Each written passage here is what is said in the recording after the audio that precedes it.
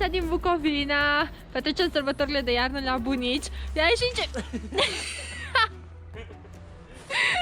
Soțul meu simpatic, ia uitați-l. Suntem la bunici în Bucovina, în Vatra Dornei. La bunici și la părinți în același timp. Și foarte frumos aici, nici cam povești. Și o să vă arătăm un pic împrejurimile în filmarea asta. Sper că o să vă placă.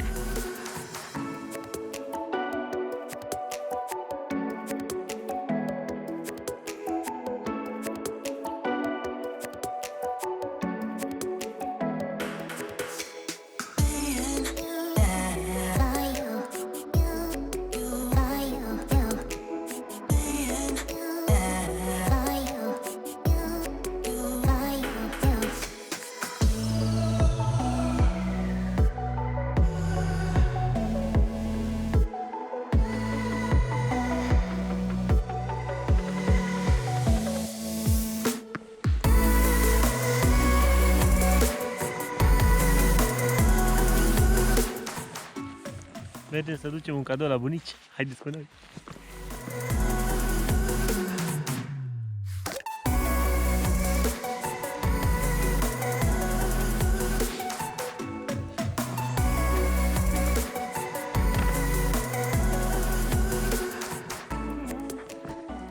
Hai să-i întreb dacă primesc colinda către ei. Rămâna!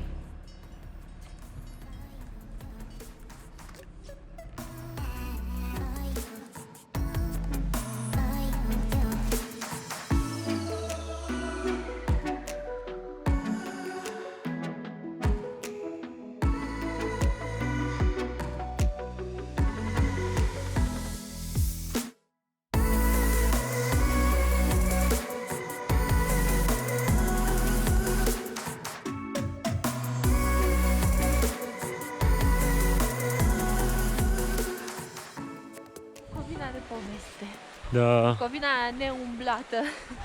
Am lăsat mașina undeva mai în vale și am luat-o la pas.